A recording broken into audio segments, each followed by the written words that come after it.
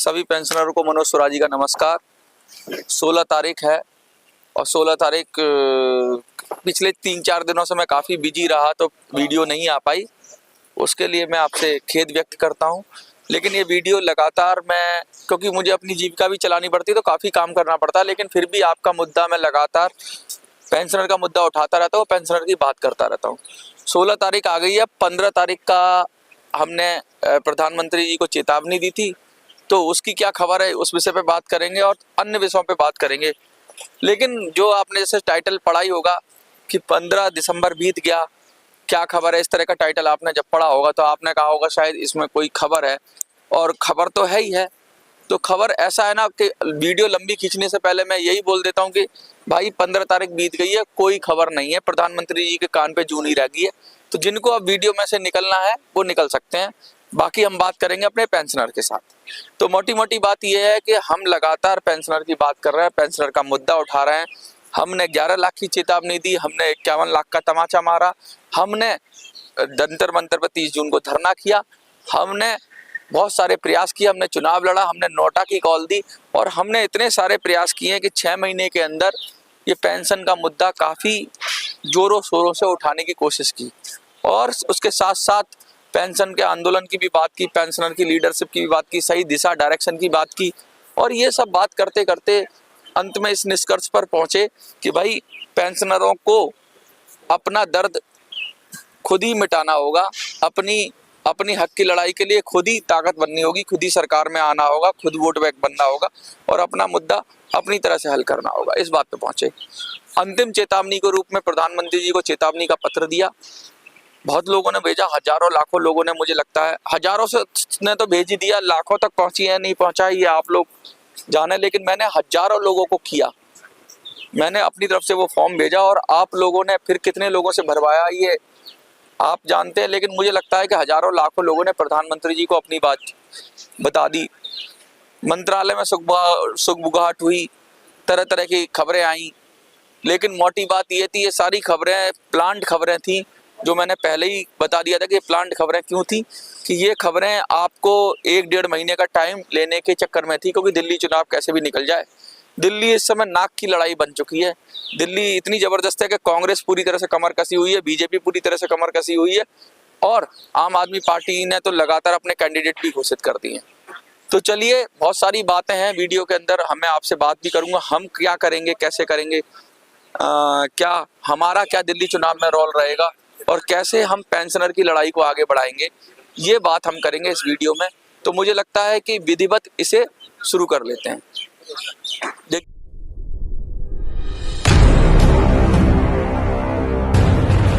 देखिए पेंशनर्स, मैं बार बार ये कहता हूं कि जब तक आप ताकतवर नहीं बनेंगे, जब तक आप एक कंसोलिडेट वोट बैंक नहीं बनेंगे, जब तक आप अपने मुद्दे पर वोट नहीं करना सीखेंगे, तब तक हम इस लड़ाई में जीत नहीं सकते। इस लड़ाई को हम अपनी तरीके से हल नहीं कर सकते। और आपने मेरी बात मानी और आपने हरियाणा में कमाल दिखाया, आपने महाराष्ट्र में कमाल दिखाया, आपने छत्तीसगढ़ में कमाल दिखाया और नोटा को कॉल दी। अब हमने कहा कि भाई नोटा से तो काम चलेगा नहीं, क्योंकि हमारे को तो नोटा से हम किसी को हरा रहे हैं, लेकिन हमारा भी फायदा कैसे हो रहा है, तो हमें अपने फायदे की रणनीति बनानी है, कैसे पेंशनर का काम हो। इस विषय पे बहुत चिंतन हुआ, मनन हुआ, फिर हमने कहा अपना एक संगठन बनाना चाहिए, एक राजनीतिक पार्टी बनानी चाहिए। मैंने ऐलान किया और आपने भर भर कर सहयोग दिया। बहुत से लोगों ने कहा कि कितना पैसा चाहिए आप बताओ, मैं अकाउंट बताओ, मैं डाल देता हूँ। लेकिन मैंने उसको कहा कि सबसे पहले काम करें, कुछ पैसा तो आ ही जाएगा, पैसा अलग विषय है, लेकिन काम करने की बात है। इस सिलसिले में एक आंदोलन की हम प्रस्तावित कर रहे थे दिल्ली के अंदर। अब लेकिन लोग कह रहे हैं कि भाई बुजुर्गों को ठंड में मत बुलाओ, और तो फिर इसलिए हमने उसको फिर 22 तारीख को उस आंदोलन को हमने अपनी एक प्रेस कॉन्फ्रेंस के रूप में कन्वर्टेड कर दिया और उसकी परमिशन ले ली। यहीं दिल्ली के जंतर मंतर से हम अपनी रणनीति का खुलासा करेंगे। हम बताएंगे कि हम कैसे पेंशनर के लिए आवाज़ उठाएंगे और कैसे पेंशनर को उसका हक दिलाएंगे। देखिए, दिल्ली में केजरीवाल जी नई नई योजनाएं ला रहे हैं। पेंशनर को फॉर्म भरने के लिए क्या फॉर्म बंद कर दिए, भरना बंद हो गए। फिर फॉर्म वृद्धा पेंशन के 80,000 फॉर्म भरने के बाद फॉर्म ही बंद कर दिए। मैंने आपको बताया विस्तार से उस वीडियो के बारे में। अब महिलाओं के लिए स्कीम ला रहे हैं, महिलाओं के लिए कह रहे हैं कि महिलाओं को पेंशन देंगे। अरे भाई महिलाओं को पेंशन दोगे, ठीक है, अच्छी बात है, तो बुजुर्ग खड़े हुए हैं, इनको कब कौन देगा पेंशन? मैं वृद्धा पेंशन की बात कर रहा हूँ, उनके फॉर्म क्यों बंद करा दिए? ये क्या कर रहे हैं? फॉर्म भरो, पॉलिटिक्स हो रही है। कोई पार्टी कह रही है 11,000 देंगे, कोई पार्टी कह रही है 1,000 देंगे, कोई पार्टी कह रही है 2,000 देंगे, सब देंगे, लेकिन ये देंगे किसी को नहीं। जब EPS 95 के बुजुर्गों को ही नहीं दे रहे तो और किसी को क्या देंगे? ये सबसे फॉर्म भराएंगे, सबसे वोट ले लेंगे, और वोट लेने के बाद सबको ठेंगा दिखा देंगे, और देना होगा तो थोड़ा बहुत करके अपना, जैसे कहते हैं ना, रस्म अदायगी हो जाती है, तो ये रस्म अदायगी कर देंगे। केजरीवाल जी भी रस्म अदायगी कर देंगे कि भाई हमने इस साल हम 5,000 महिलाओं को पेंशन देंगे।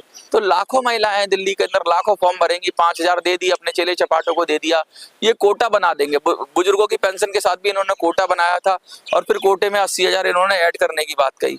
तो ये सब वादे हैं, और पता नहीं इनकी सरकार आएगी भी नहीं, क्योंकि बीजेपी अपनी उधेड़बुन में लगी हुई है, कांग्रेस भी पूरी शक्ति से लड़ रही है। तो इन सब चीजों के बीच अब हम क्या करें? देखिए, ये ऐसा लग रहा है ये सब पार्टियों की खाट खड़ी करने का समय है। सारी पार्टियां जद्दोजहद में कमजोर फील कर रही हैं।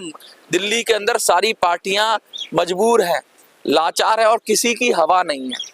मैं आपसे कह रहा हूं, कुछ लोगों को लगेगा ये बड़ी असमंजस सी स्थिति है, यही तो हमारे लिए सबसे अनुकूल स्थिति है, यही तो हमारे लिए सबसे शानदार स्थिति है, यही तो हमारे लिए सबसे मुफीद स्थिति है। और इसको अगर आप लोगों ने कामयाब नहीं हुए, दिल्ली चुनाव में अगर आपने अपना डंका नहीं बजाया पेंशनर, अगर दिल्ली चुनाव के अंदर आपने अपनी स्थिति को मजबूत नहीं किया, अगर दिल्ली चुनाव में आपकी बात ढंग से नहीं उठी, तो फिर हम ये मौका चूक जाएंगे। और ये मौका चूकने के लिए ही आंदोलन रद्द किया गया। पिछला जो आंदोलन था, जो EPS के नेताओं ने रद्द कर दिया, क्योंकि वो आपको इस दिल्ली चुनाव के अंदर आपकी सक्रियता, भागीदारी से रोकने के लिए किया गया कि भाई बजट तक इनको निकाल लो कैसे भी कर रहे, बजट सत्र में इनको आगे बढ़ा दो, बजट सत्र तक इनको खींच लो। रुकना नहीं है, झुकना नहीं है, खड़े रहना है, दम के साथ खड़े रहना, पूरी ताकत के साथ खड़े रहना है, रणनीति के साथ खड़े रहना है, और पूरी तरीके से क्लियर कट मैसेज होना चाहिए, एकदम साफ साफ स्पष्ट तरीके से बोलना चाहिए कि दिल्ली के अंदर हम करेंगे क्या, पेंशनर करेगा क्या, कैसे लड़ेगा, कैसे भिड़ेगा, कैसे अपनी पेंशन लेगा, कैसे वृद्धा पेंशन लेगा, कैसे EPS 95 की पेंशन लेगा। पूरी शक्ति से, सामर्थ्य से, जोश से, जुनून से और ऊर्जा से खड़े रहना होगा आपको। अगर ये खड़े रहेंगे तो कैसे खड़े रहेंगे, ये सब चीजें मैं बताऊंगा। मैं 22 तारीख को जब आऊंगा तो पूरी तरह से मेरे पिटारे में बहुत सारी चीजें होंगी। और बहुत सारे लोग कहते हैं यार तुम तो सबको हरा देते हो, तुम तो कांग्रेस के कैंडिडेट को भी नोटा ने हरवा दिया, कांग्रेस ने तो BJP के कैंडिडेट को भी हरवा दिया, शिवसेना को भी हरवा दिया, NCP को भी हरवा दिया, किसी एक का तो साथ लेना होगा। तो हम कहते हैं कि अब हम किसी का साथ तो नहीं लेंगे, लेकिन हाँ, किसको हराना है ये तय करेंगे, और किसको ज्यादा नुकसान पहुंचाना ये भी तय करेंगे, और भविष्यवाणी भी करेंगे। हम दिल्ली के अंदर देखो पेंशनर्स, आप इतने ताकतवर हो गए हो कि आपकी मदद के बगैर कोई पार्टी, आप किसी की मदद ना करो तो वो पार्टी हार जाती है। आपने कांग्रेस की मदद नहीं की, आपने नोटा पे वोट दिया तो कांग्रेस हार गई। आप जिस पार्टी को अगर आप वोट नहीं डालते हो तो बहुत सारी पार्टियां आपकी वजह से हार जाती हैं। उन पार्टियों को ये समझ में आना चाहिए कि आप क्या बात उठाएं, आपकी मांग उठाएं, आपके लिए लड़ें, आपके लिए घोषणा करें, सीनियर लीडरशिप उनकी बोले और आपको आपका हक और अधिकार दिलाए। क्योंकि समय बहुत तेजी से बीतता जा रहा है, समय बहुत तेजी से जा रहा है, समय रुक नहीं रहा है, समय ऐसे पंख लगा के उड़ रहा है, और इस पंख लगा के उड़ने के साथ हम अब बर्दाश्त कर नहीं सकते। हमको अब प्रधानमंत्री से कोई उम्मीद नहीं है। हम अब सीधा सीधा स्पष्ट जंग का हमें ऐलान करना होगा, युद्ध की घोषणा करनी होगी, नगाड़े बजा देने होंगे, बिगुल बजा देना होगा, और झपट के वार करना होगा। और ऐसा वार करना होगा, ऐसा गोरिल्ला वार करना होगा। मैं गोरिल्ला युद्ध की बात कर रहा हूँ। पेंशनर गोरिल्ला युद्ध था। जब हमारी शक्ति कम होती तो शिवाजी जी ने गोरिल्ला युद्ध किया। शिवाजी जी महाराज ने कैसे गोरिल्ला युद्ध किया? उन्होंने सिखाया कि भाई आप जब कमजोर हो तो जगह जगह जाओ और इनके ऊपर अटैक करो, इनको नुकसान पहुंचा दो। हमने हरियाणा में गोरिल्ला युद्ध किया, हमने महाराष्ट्र में गोरिल्ला युद्ध किया। अब हमारी सेना बढ़ चुकी है, हमें सेनापति भी मिल रहे हैं। देखो 22 तारीख तक मैं तय करूंगा और हम सब बैठ के तय करेंगे कि हमारे पास कितने सेनापति आ गए हैं। ये मैं एक छोटी सी सूचना आपको दे रहा हूँ। अगर सेनापति हमारे पास आ गए तो सीधा सीधा युद्ध करेंगे। देखो युद्ध दो तरीके से होता है, एक तो सीधा सीधा आमने सामने होता है। अगर हमारी फौज तैयार और सेनापति तैयार है तो आमने सामने से युद्ध होगा। अगर नहीं हो पाती है तो गोरिल्ला युद्ध ही करेंगे। और गोरिल्ला युद्ध में पहले हमने नोटा को हथियार बनाया था, देखते हैं अब किस चीज को हथियार बनाना है। लेकिन गोरिल्ला युद्ध का भी हम इसका दायरा बढ़ाएंगे और इसको हम इसकी इंटेंसिटी बढ़ा देंगे। इसका मतलब ज्यादा से ज्यादा नुकसान पहुंचाएंगे हम। और अब हम नुकसान करेंगे सारे राजनीतिक दलों का, क्योंकि ये हमारा फायदा नहीं कर रहे हैं तो हम इनका नुकसान करेंगे। और जिसका बीजेपी हो, कांग्रेस हो, आप हो, बसपा हो, सपा हो, जो भी पार्टियां हैं, जो भी पार्टियां मैदान में खड़ी हैं, उन सबको सीधा सीधा कहेंगे या तो हमारा हक और अधिकार दिलाने में हमारी मदद करो, और मदद नहीं करते हो तो नुकसान के लिए तैयार रहो। कि हम पेंशनर अब हम किसी के झांसे में नहीं आएंगे, हम असहयोग आंदोलन करेंगे, हम अपनी शक्ति के साथ, ऊर्जा के साथ, एनर्जी के साथ और अपनी रणनीतिक कौशल के साथ दिखा देंगे कि हम भी राजनीति कर सकते हैं। हम बुजुर्ग नहीं हुए हैं, अभी बुजुर्ग हैं लेकिन हमारा दिमाग अभी भी जवान है, हमारे अंदर भी शक्ति है, सामर्थ्य है, क्षमता है, और आपको तैयार रहना है। कुछ लोगों को तो मैं चाहूंगा कि फाउंडर मेंबर बने हमारे संगठन में, पार्टी बने ना बने, पार्टी अलग विषय है, लेकिन क्योंकि दिल्ली का चुनाव बहुत करीब है, पार्टी बनने में भी 3-4 महीने का वक्त लगता है, प्रक्रियाएं चल रही हैं हमारी, हम कर रहे हैं, कोशिश कर रहे हैं, लेकिन दिल्ली चुनाव को हम अपने हाथ से जाने नहीं देंगे। और दिल्ली चुनाव में ऐसा डंका बजाएंगे कि पूरे देश में पेंशनर की बात होने लग जाए, बड़े पटल पे ये मुद्दा आ जाए और ये झूठी मूठी खबरें चलना बंद हो जाएं। ये सब करना है तो एकजुट होना पड़ेगा, और पेंशनर को एकजुट होने के लिए क्या करना पड़ेगा? सबसे पहले तो जो लोग भ्रमित कर रहे हैं पेंशनर को, बार बार 10 साल से बेवकूफ बना रहे हैं, उनका पीछा छोड़ना पड़ेगा और एकजुट होना पड़ेगा, अपने विवेक से निर्णय करना पड़ेगा और खड़े हो जाना पड़ेगा। और जिस तरीके से एक एक आदमी लड़ने के लिए हो जाएगा, एक एक कहते हैं ना, एक डायलॉग है, हर हर महादेव। हर हर महादेव का मतलब समझते हैं?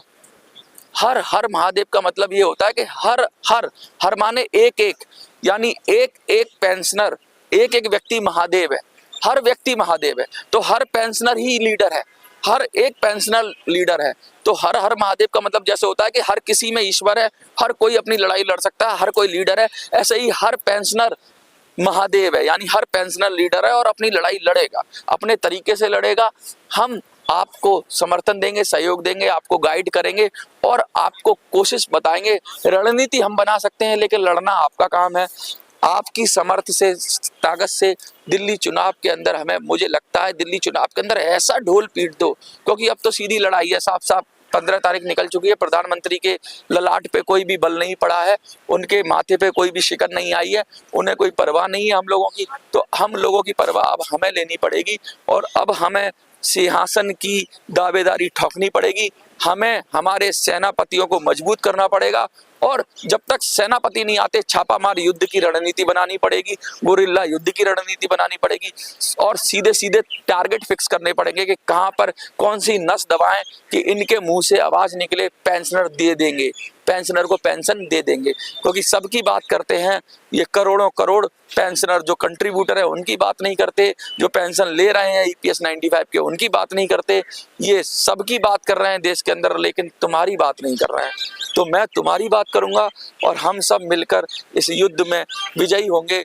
और यही मैं आपसे कहना चाहता हूं कि दिल्ली चुनाव के अंदर जो आ रहा है ना, तो दिल्ली फतेह करनी है। और दिल्ली फतेह करने का मतलब समझ ही रहे हैं आपको कि दिल्ली फतेह करने का मतलब ये कि दिल्ली के अंदर अपना डंका गाड़ देना है, झंडा गाड़ देना है और पेंशनर का मुद्दा इस तरीके से उठाना है। क्योंकि मैं अब लग जाऊंगा पूरी ताकत से, मैं रुकूंगा नहीं, मैं झुकूंगा नहीं। और क्योंकि अब शायद सेशन भी खत्म हो जाएगा तो मैं पूरी शक्ति से लगूंगा, मैं शायद दिल्ली में घूमूं भी, जगह जगह जाऊं भी, आपकी बात उठाऊं, आपका मुद्दा उठाऊं, लोगों को जागरूक करूं और आपके कहते हैं ना पक्ष में एक लहर बनाने की कोशिश करूंगा, आपके पक्ष में एक लोगों को खड़ा करने की कोशिश करूंगा, युवाओं को खड़ा करने की कोशिश करूंगा, महिलाओं को, सबको आपके पक्ष में खड़ा करने की कोशिश करूंगा, जिससे पूरा देश आपके साथ आ जाए और आपको आपका हक और अधिकार मिल जाए। तो आज लिखना है पेंशनर, दिल्ली फतह करनी है। दिल्ली, अगर दिल्ली जीत ली ना, आपने छोटा सा राज्य है, अगर दिल्ली जीत लिया आपने, दिल्ली के अंदर आप अपना डंका बजा दिया। जीतने का मतलब है दिल्ली के अंदर आपको अगर रिलेवेंस दिखा दी अपनी कि हम कितने ताकतवर हैं, हम किसी का भी उलटफेर कर सकते हैं, तो मुझे लगता है पूरे देश के अंदर हमारा काम हो जाएगा, फटाफट हो जाएगा। क्या पता इस बजट सत्र में ही हो जाए। क्या लगता है आपको? तो लिख दीजिए दिल्ली फतेह करनी है। देखते रहिए मिनी संसद। धन्यवाद।